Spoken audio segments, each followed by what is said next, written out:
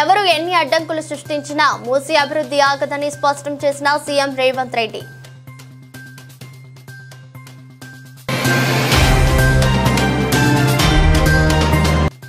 ఏపీలో వైఎస్ జగన్ పుంగునూరు పర్యటన రద్దు స్పష్టం చేసిన పెద్దిరెడ్డి రామచంద్రారెడ్డి.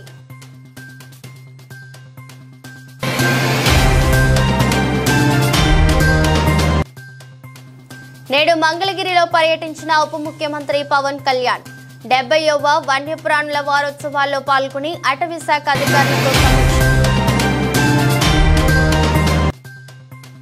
నేడు ప్రజాభవన్లో సింగరేణి కార్మికులకు బోనస్ చెక్కుల పంపిణీ కార్యక్రమం పాల్గొన్న ఉప ముఖ్యమంత్రి బట్టి విక్రమార్క, పలువురు అధికారులు. ఎవరు ఎన్ని అడ్డంకులు సృష్టించినా మూసీ అభివృద్ధి ఆగదని సీఎం రేవంత్ రెడ్డి స్పష్టం చేశారు. మీ చేతుల మీదుగానే మూసీ రివర్ ఫ్రంట్ డెవలప్మెంట్ జరగబోతుందని యువ ఇంజనీర్లను ఉద్దేశించి చెప్పారు. ప్రజా ప్రభుత్వం ఏర్పడ్డాక 90 రోజుల్లోనే 31,000 మందికి ఉద్యోగ నియామక పత్రాలు ఇచ్చామని, తెలంగాణ భవిష్యత్తులో యువ ఇంజనీర్లదే కీలకమైన బాధ్యతని అన్నారు. అక్టోబర్ 9న 11,063 మందికి ఉపాధ్యాయ నియామక పత్రాలు అందించబోతున్నామని, ఇది తమ చిత్తశుద్ధి అని చెప్పారు. 1908లో హైదరాబాదు నగరాన్ని వరదలు వచ్చి ఉప్పెనై కమ్మేసి వేలాది మందిని పొట్టన పెట్టుకున్నప్పుడు ఆ వరదల్ని నియంత్రించడానికి ప్రపంచంలో ఉండే ఇంజనీర్లందరినీ కూడా వారు సంప్రదించడం జరిగింది. అందులో మోక్షగుండం విశ్వేశ్వరయ్యను వారు నియమిస్తే వారు ఈరోజు నిర్మించిన man made wonders Osman Sagar, Himayat Sagar, మనం ముద్దుగా పిలుచుకునే గండిపేట నుంచి మొదలు పెడితే పురాణపూర్ బ్రిడ్జ్ల వరకు ఈరోజు హైదరాబాదు నగరంలో ఆనాడు ఈ వరదల్ని, అనంతగిరి కొండల్లో నుంచి వచ్చే వరదల్ని నియంత్రించడం ద్వారా, నిలువరించడం ద్వారా గండిపేట, ఉస్మాన్ సాగర్లను నిర్మించి ఖాళీ నీళ్ల కోసమే కాదు వాటిని తాగునీటి వనరులుగా మార్చి లక్షలాది మంది హైదరాబాదు ప్రజలకు దాహార్తిని తీర్చడానికి మోక్షగుండం విశ్వేశ్వరయ్య నిర్మించిండు. వారు ఇంజనీర్ కాబట్టే, క్వాలిటీ కలిగిన ఇంజనీర్ కాబట్టే అలాంటి గొప్ప మ్యాన్ మేడ్ వండర్స్ను, అద్భుతాలను నిర్మించి మనకిచ్చాడు. 115 సంవత్సరాలైనా మొన్న ఎండాకాలంలో గోదావరి, కృష్ణలో కరువు వచ్చి ఎండిపోయి తాగునీటి సమస్య ఏర్పడ్డప్పుడు హైదరాబాదు నగర దాహార్తిని తీర్చింది ఉస్మాన్ సాగర్. అదేవిధంగా ఈ గండిపేట్, ఈ ప్రాజెక్టులు ఆ రోజు మాకెందుకు లేని, లేదా ఏ 10 ఏళ్ళుంటే చాలను కట్టినుంటే ఇవాళ మనకు ఈ పరిస్థితిలో మన ఆదుకుంటుండేనా? ఇవాళ మీరు ఆలోచన చేయండి. అద్భుతమైన నిర్మాణాలు ఆనాడు కట్టిన ఇంజనీర్లు, ఉస్మానియా యూనివర్సిటీ కావచ్చు, లేకపోతే హైకోర్టు కావచ్చు, ఉస్మానియా హాస్పిటల్ కావచ్చు, ఈరోజు నడుస్తున్న అసెంబ్లీ కావచ్చు, ఇట్లా చెప్పుకుంటూ వెళ్తే హైదరాబాదులో అద్భుతమైన నిర్మాణాలు ఏవైతే ఉన్నాయో ఈ హైదరాబాద్కి ఒక చారిత్రాత్మకమైన కట్టడాలను అందించి 100 సంవత్సరాలు ఈ కాలాన్ని తట్టుకొని నిలబడ్డ చార్మినార్ లాంటివి ఇంజనీర్లు కట్టబట్టి, నాణ్యత ఉండబట్టే ఇవాళ అవన్నీ ఉన్నాయి. మీరు చార్మినార్ నుంచి ఉస్మానియా యూనివర్సిటీ వరకు కట్టిన ఇంజనీర్లను ఆదర్శం తీసుకుంటారా? ఉస్మాన్ సాగర్, హిమాయత్ సాగర్ను నిర్మించిన ఇంజనీర్లను ఆదర్శం తీసుకుంటారా? నాగార్జున సాగర్, శ్రీశైలం, శ్రీరామ్ సాగర్ కట్టిన ఇంజనీర్లను ఆదర్శంగా తీసుకుంటారా? నిజాం సాగర్ను కట్టిన ఇంజనీర్లను ఆదర్శంగా తీసుకుంటారా? నిజాం షుగర్ నిర్మించిన ఇంజనీర్లను ఆదర్శంగా తీసుకుంటారా? లేకపోతే కాళేశ్వరం కట్టిన వాళ్ళని ఆదర్శంగా తీసుకుంటారా? మీరు ఆలోచన చెయ్యండి. ఈ ప్రభుత్వం వచ్చినాక గత 10 ఏళ్లలో నిర్మించినవి ఏవైనా సరే ఎక్కడికైనా వెళ్దాం. ఇవాళ మాటలు మాట్లాడుతున్న మంత్రులకు నేను సూటిగా సవాలు విసురుతున్నా. మీరు కట్టిన డబుల్ బెడ్రూమ్ ఇండ్ల దగ్గరికి పోదామా? మీరు వేసిన రోడ్ల దగ్గరికి పోదామా? మీరు నిర్మించిన అమరవీరుల స్తూపం దగ్గరికి వెళ్దామా? ఈరోజు మేము కూర్చుంటున్న సచివాలయానికి మీరు వస్తారా? లేకపోతే 1,00,000 కోట్లు ఇప్పటికే కాంట్రాక్టర్లకు బిల్లులు చెల్లించిన కాళేశ్వరం, మేడిగడ్డ, సుందిల, అన్నారం బ్యారేజ్ల దగ్గరికి వెళ్దామా? మీరే కడితిరి, మీరే మింగుతిరి, మీరు ఉండగానే కూలిపాయి. వైఎస్ఆర్సీపీ అధినేత మాజీ సీఎం వైఎస్ జగన్మోహన్ రెడ్డి అక్టోబర్ 9వ తేదీ పొంగనూరు పర్యటన చేపట్టనున్న నేపథ్యంలో ఏపీ ప్రభుత్వం హడావుడి కార్యక్రమాలు చేపట్టిందని పొంగనూరు ఎమ్మెల్యే పెద్దిరెడ్డి రామచంద్రారెడ్డి విమర్శించారు. ఈ క్రమంలోనే మంత్రుల పర్యటనతో పాటు ఆ కేసుకు సంబంధించి 3 నిందితుల్ని సైతం అరెస్టు చేసిందన్నారు. ఈ సందర్భంగా పెద్దిరెడ్డి రామచంద్రారెడ్డి మాట్లాడుతూ గత వారం రోజులుగా చిన్నారి అశ్వియా అంజుమ్ హత్య కేసులో దోషుల్ని పట్టించుకోకుండా ప్రభుత్వం వ్యవహరించిందని ఆగ్రహం వ్యక్తం చేశారు. రాష్ట్రంలో రెడ్ బుక్ రాజ్యాంగం ప్రకారం కేసులు పెడుతున్నారని, కూటమి ప్రభుత్వం కక్ష సాధింపు చర్యలు మానివేసి ఇచ్చిన హామీలు సంక్షేమ పాలనపై దృష్టి పెట్టాలని పెద్దిరెడ్డి రామచంద్రారెడ్డి సూచించారు. పట్టుకోకుండా గతంలో కర్నూలులో జరిగిన విధంగా ఇక్కడ జరుగుతుందేమో అనే ఆలోచనతో జగన్మోహన్ రెడ్డి గారు 9వ తేదీ పొంగనూరుకి రావాల్సింది. మరి ఎంత లోపల నిన్న 3 మంత్రులు ఇంకా తెలుగుదేశం పార్టీకి సంబంధించిన శాసనసభ్యులందరూ కూడా వచ్చి వివరాలన్నీ కూడా పోలీసుల ద్వారా తెలుసుకొని ఆ వివరాలన్నీ కూడా తెలియజేయడం జరిగింది, దోషులు ఇవ్వడం జరిగింది. నేను పాప ఫాదర్ని సార్. బాధాకరం. మీకు తెలిసినంత వరకు ఇన్ఫర్మేషన్ ఏంటి నాకు ఒకసారి ఎక్స్ప్లెయిన్ చేయండి. మీకు తెలిసినంత వరకు సార్, ఇంటి ముందర ఆడుకుంటా ఉంటే 7:30 గంటలకు సాయంత్రం పూట ఆదివారం రోజు కనిపించకుండా అయిపోయింది సార్ మా పాప. తర్వాత పోలీసు టీములు వచ్చినారు, సిఐ శ్రీనివాస్ సార్ వచ్చి ఎస్పీ సారు అంతా స్పందించి రిపోర్ట్ తీసుకున్నారు.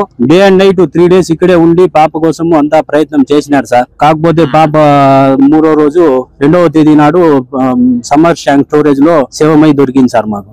తర్వాత పోలీస్ శాఖ వారు పోస్ట్ మార్టం పోయి ఎస్పీ సారు ఆ రోజు నాకు హామీ ఇచ్చినారు సార్. నిందితుల్ని ఖచ్చితంగా పట్టుకుంటామని చెప్పినారు సార్. హామీ ఇచ్చినారు, పట్టుకున్నారని ఈ రోజు టీవీలో అంతా తెలియజేసినారు సార్. మీ గవర్నమెంట్ మీద మీ మీద నమ్మకం ఉంది సార్ మాకు. వాళ్ళని ఎట్టి పరిస్థితుల్లోనూ కఠినంగా శిక్షించాలి సార్. మరియు రద్దు చేసుకోవడం జరిగింది. ఏమైనా దోషులు మాత్రం కఠినంగా శిక్షించాలా, ఇలాంటివి రాష్ట్రంలో పునరావృతం కాకూడదని చెప్పి మరీ నేను కోరుతా ఉన్నాను. ఇంకో మాదిరి ఈ చిన్న పిల్లల గురించి ఎవరైనా తాకాలంటే భయపడాలి సార్. ఆ విధంగా కఠినంగా శిక్షిస్తే తప్ప ఇంకో పిల్లల్ని ఎవరిని కూడా తాకకుండా ఉంటారు సార్. తప్పకుండా చేయాలి. దుర్మార్గులు వేయండి. ఇలాంటి ఘోరాలు చేసే వాళ్ళని ఎట్టి పరిస్థితుల్లో ఉపేక్షించకూడదు. అవును సార్. ఏం చేయాలో చేసి చూపిద్దాం. కానీ ఏంటి కారణం ఏంటి, ఏమన్నా ఉన్నాయా మీ దగ్గర నుంచి? వాళ్ళకి ఏంటి, ఎందుకు మరి చేశారు ఏమో తెలియదు సార్. ఆడుకుంటా ఉంటే అన్ఎక్స్పెక్టెడ్ గా తీసుకొని వెళ్ళిపోయినారు సార్. రిపోర్ట్స్ కూడా వచ్చినాయి. మా పాపకు ఏమి ఎక్కడ టచ్ చేసినట్లు గానీ ఏమి అత్యాచారం చేసినట్లు అట్లంతా ఏమీ లేదు సార్. అక్కడే మా పోస్ట్ మార్టం దగ్గరే చెప్పినారు, అట్లంతా మీ పాపకు ఏమి టచ్ చేయలేదు, కాకపోతే మెయిన్ రిపోర్ట్స్ వచ్చిన తర్వాత మేము మీకు అందజేస్తామని ఎస్పీ సారు చెప్పినారు సార్. అట్లా చెప్పగలరు. 5 సంవత్సరాల్లోనే మీరన్న మిస్బా వాళ్ళ తల్లి కూడా ఈ రోజు నా దగ్గరకు వచ్చింది ఈ రోజు మాట్లాడడానికి. మేము న్యాయం చేస్తామని చెప్పి జగన్ సార్ అని పెద్దిరెడ్డి అందరూ కలిసి మినిస్టర్ అందరు కలిసి చెప్పినారు. కానీ ఇప్పటివరకు ఏమి న్యాయం చేయలేదు. ఉల్టా మాకి ఊరి నుండి భయపడిచ్చి పొలంలో ఉండేవాళ్ళు మేము నివసిస్తున్నాం. మళ్ళీ ఇప్పుడు పుంగూరులో వచ్చి నివసిస్తున్నాము. లోకేష్ సార్ని కూడా కలిసినాము, కాండవాళ్ళు కూడా కలిసినాము. మళ్ళా కేసు కూడా రీఓపెన్ చేస్తామండి, రీఓపెన్ చేస్తామని చెప్పినారు. అన్ని విధాలుగా మీకు న్యాయం చేస్తామని చెప్పినారు. మాకు కూడా భరోసా ఉంది. జగన్మోహన్ రెడ్డి గారు వస్తారు, ఇదేదో పెద్ద ఇష్యూ అవుతుంది రాష్ట్రంలో అని చెప్పి స్వయాన ముఖ్యమంత్రి గారితో కూడా మాట్లాడించారు చనిపోయిన అమ్మాయి తండ్రిని. మరి ఇంత శ్రద్ధ గతంలో తీసుకోవాలంటే కర్నూలులో జరిగిన అప్పుడే తీసుకోవాలంటే ఇది పునరావృతం అయ్యేది. ఎవరైనా తప్పు చేయాలంటే భయపడే పరిస్థితి ఉండేది. మరి ఇప్పటికైనా కానీ ప్రభుత్వం స్పందించి చేసింది కాబట్టి ఇలాంటి పునరావృతం కాకుండా చూడాల్సిన బాధ్యత ప్రభుత్వం అని చెప్పి కోరుతా ఉన్నాను.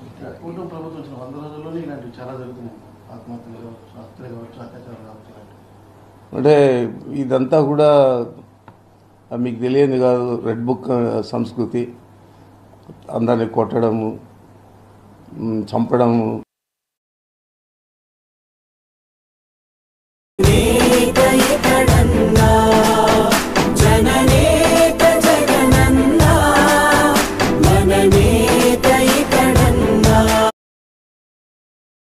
ముఖ్యమంత్రి రేవంత్ రెడ్డి 10 నెలల పాలనలో ప్రైవేట్ కాలేజీలకు నయా పైసా ఫీజు రియంబర్స్మెంట్ ఇవ్వలేదని బీఆర్ఎస్పీ రాష్ట్ర అధ్యక్షులు గెల్లు శ్రీనివాస్ యాదవ్ విమర్శించారు.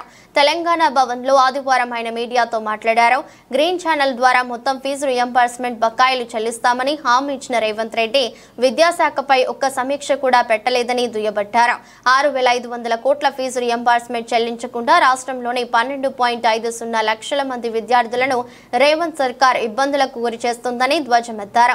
కేసీఆర్ తీసుకొచ్చిన ఓవర్సీస్ స్కాలర్షిప్ పథకాన్ని కాంగ్రెస్ సర్కార్ అమలు చేయకపోవడంతో విదేశీ విద్యకు విద్యార్థులు దూరం అవుతున్నారని మండిపడ్డారు.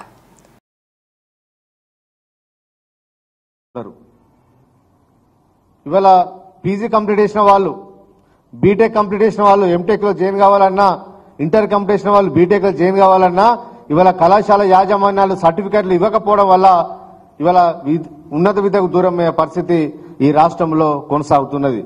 దీని మీద అనేక సార్లు ఫిర్యాదు చేసినా కూడా ఈ ప్రభుత్వానికి దున్నపోతు మీద వర్షం పడ్డట్టే ఉన్న తప్ప కొంచెం కూడా ఉలుకు లేదు, పలుకు లేదు. ఇవాళ ప్రైవేట్ కళాశాల యాజమాన్యాలు విద్యార్థులను వేధిస్తా ఉన్నారు. సర్టిఫికెట్లు ఇవ్వమంటే ఫీజు రియంబర్స్మెంట్ రాలేదు కాబట్టి మీరు డబ్బులు ఇచ్చి మాత్రమే సర్టిఫికెట్లు తీసుకోపోండి అని చెప్తే ఇవాళ అప్పులు చేసుకొని ఆస్తులు కుదబెట్టుకొని ఇవాళ డబ్బులు తీసుకొచ్చి ఇవాళ కాలేజీలలో కట్టుకొని ఇవాళ సర్టిఫికెట్లు తీసుకొని ఇవాళ ఉన్నత విద్యలో జాయిన్ అయ్యే పరిస్థితి వాళ్ళ ఈ రాష్ట్రంలో కనిపిస్తుందంటే ఈ ప్రభుత్వం చాలా విద్యార్థుల పట్ల, పేద విద్యార్థుల పట్ల దుర్మార్గంగా ఇవాళ వ్యవహరిస్తున్నట్టుగా ఇవాళ చాలా స్పష్టంగా కనిపిస్తూ ఉన్నది.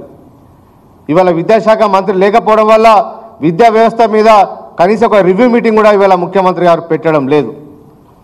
కనీసం ఇవాళ విద్యా కమిషన్ ఏర్పాటు చేసిరు. విద్యా కమిషన్ ఏర్పాటు చేసినా ఇంతవరకు విద్యా కమిషన్ ఇవాళ జాడ లేదు.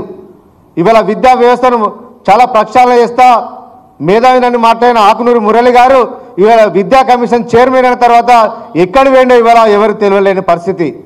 అదే ప్రైవేట్ విద్యా వ్యవస్థ కళాశాలలో, కార్పొరేట్ కాలేజీలైనా, నారాయణ శ్రీ చైతన్య కళాశాల లోపల చాలా ఇబ్బందులకు గురవుతుందని చెప్పి విద్యార్థులందరూ ఇవాళ మహిళా కమిషన్కు రిప్రజెంటేషన్ ఇచ్చుకోవాల్సిన పరిస్థితి ఏర్పడ్డది. మహిళా కమిషన్ చైర్మన్ నేరెళ్ల శారదా గారు ఇవాళ నారాయణ శ్రీ చైతన్య కార్పొరేట్ కాలేజీలకు వెళ్ళి అక్కడ ఉన్న విద్యార్థులకు ఏ విధంగా ఇబ్బందులకు గురవుతున్న అంశాల మీద ఇవాళ రివ్యూ మీటింగ్ పెట్టాల్సిన పరిస్థితి ఇవాళ రాష్ట్రంలో ఉన్నదంటే మరి మహిళా కమిషన్ ఇంపార్టెంటా, విద్యా కమిషన్ ఇంపార్టెంటా ఇవాళ అర్థం కాని పరిస్థితి ఇవాళ కనిపిస్తూ ఉన్నది.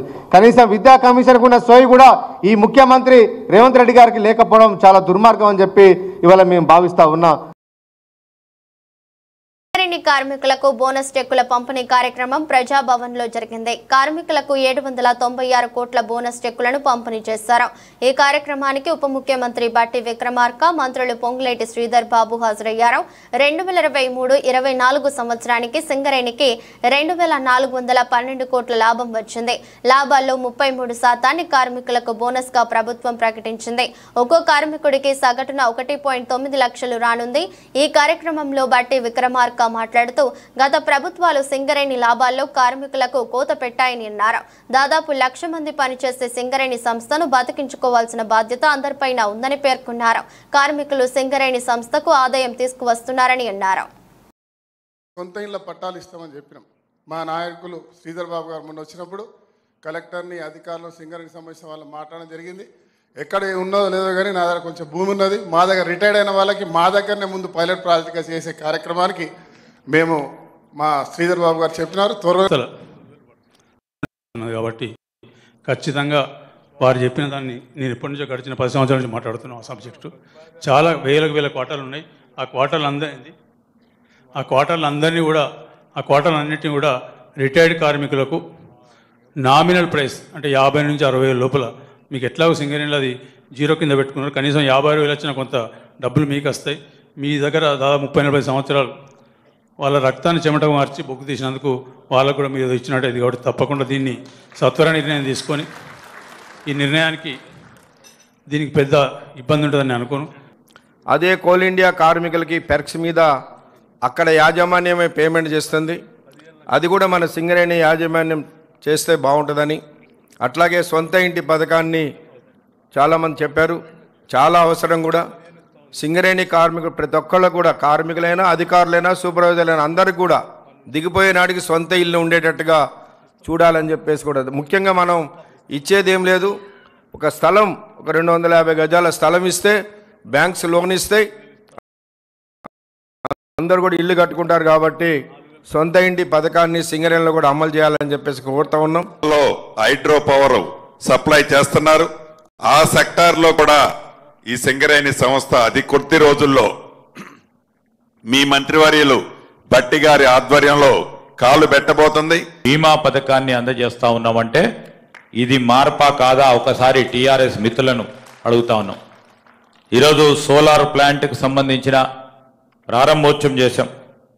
అదేవిధంగా తాడ్చర్ల బ్లాక్కు సంబంధించి ఇంతకుముందు సాంబశివరావు గారు అడుగుతా ఉన్నారు. మేము కూడా చెప్తా ఉన్నాం, ఆ ప్లాంట్కు సంబంధించి రెండవ ప్లాంట్ సంబంధించి సింగరేణి సంస్థ ద్వారానే ఈరోజు బొగ్గు తవ్వకాలు కానీ ఆ తవ్వకాలకు సంబంధించిన వ్యవస్థ నడవాలని మీరు పెట్టిన ప్రతిపాదన. సత్తుపల్లిలో ఓన్లీ డిస్పెన్సరీ లాగా రన్ చేస్తున్నారు. అది కూడా కొద్దిగా ఒక డాక్టరు ఒక సిస్టర్ అట్లే ఉంటారు. పూర్తి స్థాయిలో వైద్య సేవలు లేవు. ఏదైనా కావాలి అంటే కొత్తగూడెం రెఫర్ చేస్తున్నారు. అలా కాకుండా సత్తుపల్లి చాలా పెద్ద ఏరియా కనుక సింగరేణి సూపర్ స్పెషాలిటీ హాస్పిటల్ అక్కడ కట్టించి నిత్యం మరి అన్ని సౌకర్యాలు కల్పిస్తే అక్కడ ఉన్న వాళ్ళందరికీ కూడా ఎంతో ఉపయోగకరంగా ఉంటుంది. వాళ్ళు కూడా ముందుకొచ్చి వస్తాం. దాన్ని పెంచుకోవాలంటే డెఫినెట్గా చేయాల్సిందే, చేద్దాం. Will definitely think about it. But దీన్ని బతికించుకుంటూ మనం బతుకుదాం అంటున్నాను. దీన్ని బతికించకుండా మనం బతుకుదామని ప్రయత్నం చేస్తే అది చివరికి అంతిమంగా ఆడేమి ఉండదు. దాన్ని బతికించడానికి కావాల్సిందంతా ఇస్తూ మనం బతికితే బాగుంటుందని చెప్తూ ఆల్వేస్ ఈ గవర్నమెంట్ కార్మిక సంఘాలతో కానీ కార్మికులతో కానీ షేర్ చేసుకోవటానికి మాట్లాడటానికి సర్వదా సిద్ధంగా ఉందని మీ అందరికీ నేను సవినయంగా మనవి చేస్తూ శ్రీనివాస్ మాధురి ప్రత్యక్షమయ్యారు. ఏపీలో వైసీపీ ఎమ్మెల్సీ దువ్వాడ శ్రీనివాస్ కుటుంబ వివాదం గత కొద్ది రోజులుగా నడుస్తున్న విషయం తెలిసిందే. ఈ వివాదంలో తాజాగా బిగ్ ట్విస్ట్ చోటు చేసుకుంది. తాజాగా తిరుమలలో దువ్వాడ శ్రీనివాస్ మాధురి ప్రత్యక్షమయ్యారు. ఇద్దరు జంటగా వచ్చి తిరుమల శ్రీవారిని దర్శించుకున్నారు.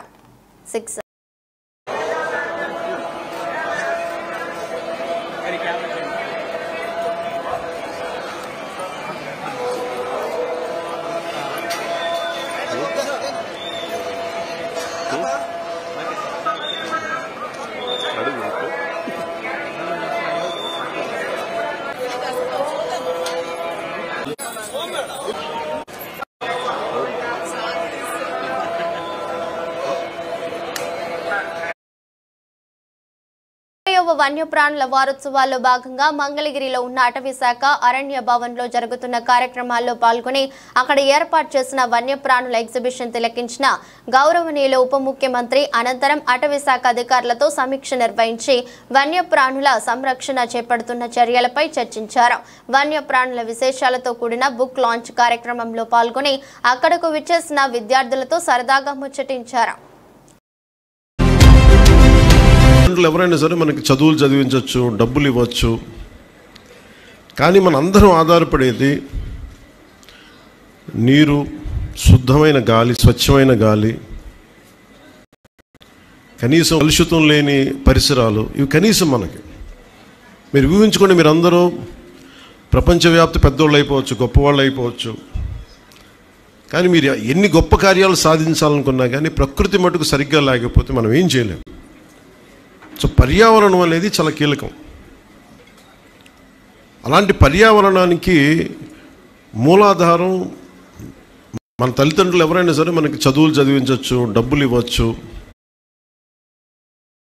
విశాఖలో సింధీ, రాజస్థాన్, బెంగాలీ ప్రజలు నవరాత్రి ఉత్సవాలు విశాఖలో దేవి నవరాత్రి ఉత్సవాలు అంగరంగ వైభవంగా జరుగుతున్నాయి. స్థానిక నగరవాసులతో పాటు ఇతర రాష్ట్రాల నుండి విశాఖ వచ్చిన సింధీ, రాజస్థాన్, బెంగాలీ ప్రజలు కూడా అమ్మవారికి ప్రత్యేక పూజలు చేసి దాండియా డాన్స్ వేస్తూ సంబరాలు జరుపుకున్నారు. ఈ దసరా ఉత్సవాల్లో భాగంగా డీజే పాటలతో డాన్సులు వేస్తూ ఎంతో కోలాహలంగా చేస్తారు.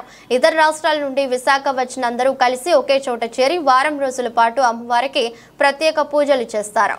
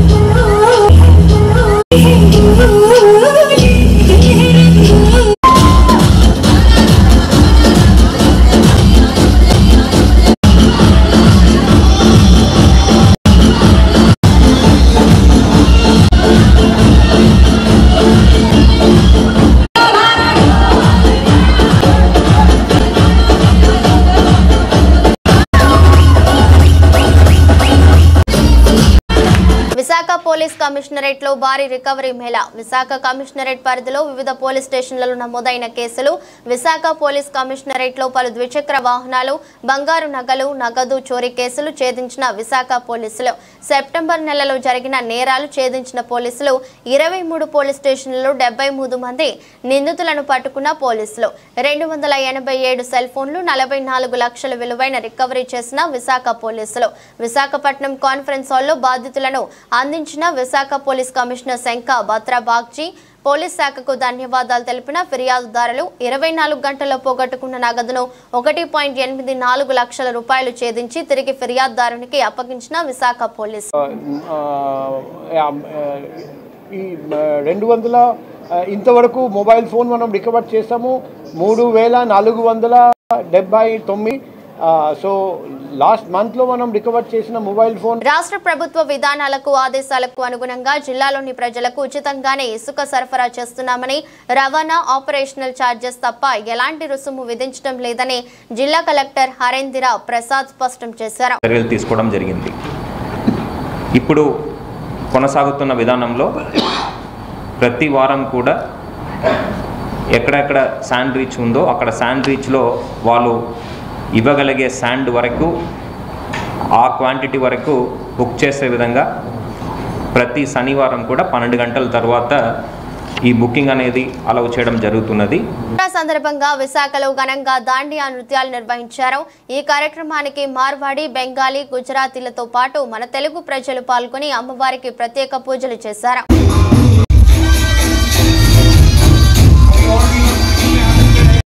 విశాఖ స్టీల్ ప్లాంట్ ప్రైవేటీకరణ చేయొద్దని స్టీల్ ప్లాంట్ ఉద్యమకారులు భారీ ఎత్తున మానవహారానికి సిద్ధం. ఈ మానవహారానికి సిపిఎం మరియు సిపిఐ రాష్ట్ర కార్యదర్శులు రామకృష్ణ మరియు శ్రీనివాస్ ఆధ్వర్యంలో ఈ కార్యక్రమానికి ఎటువంటి అవాంఛనీయ సంఘటనలు జరగకుండా భారీగా మోహరించిన పోలీసులు. రాష్ట్ర యొక్క ప్రయోజనాలు నిలబడతా లేకపోతే వికసిత భారత్, వికసిత ఆంధ్రప్రదేశ్ అర్థం లేదు.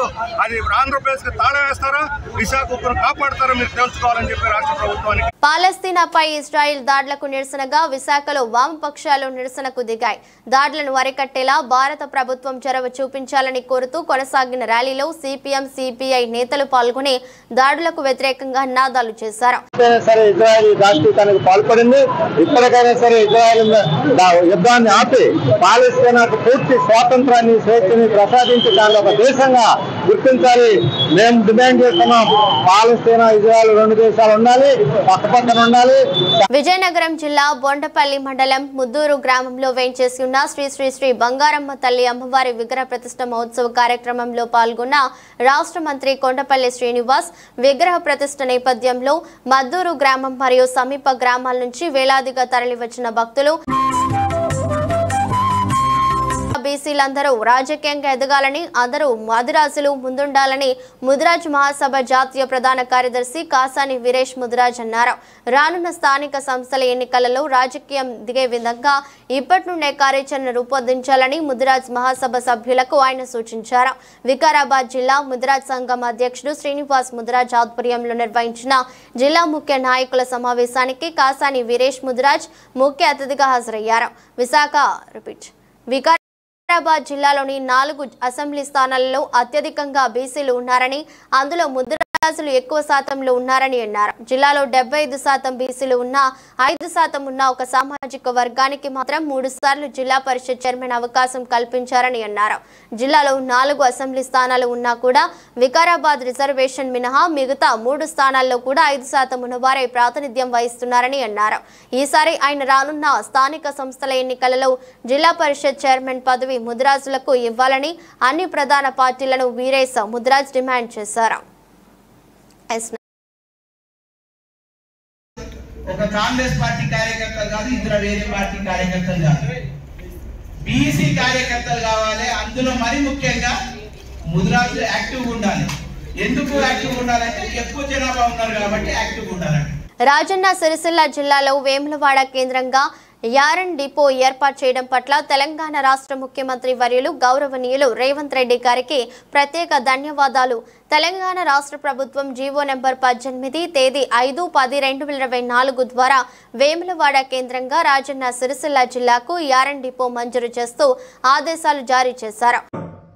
గతంలో గత ప్రభుత్వం ఏ ప్రాంతంలో నేత కార్మికులు ఏం చేసింది అని చెప్తున్నటువంటి అడుగుతున్నటువంటి వారికి సమాధానంగా గత ప్రభుత్వం బతుకమ్మ చీరల పేరిట నేతన్నల బతుకులను ఆగం చేసి వెళ్ళినటువంటి సందర్భంలో సిరిసిల్ల ప్రాంతంలో కాటన్ పాలిస్టర్ పరిశ్రమ బ్రహ్మాండంగా సాగుతున్న క్రమం ఎస్సీ వర్గీకరణ అమలయ్యేదాకా డిఎస్సీ నియామకాలను నిలిపివేయాలని బీఆర్ఎస్ నేత ఎర్రుళ్ల శ్రీనివాస్ ప్రభుత్వాన్ని డిమాండ్ చేశారు.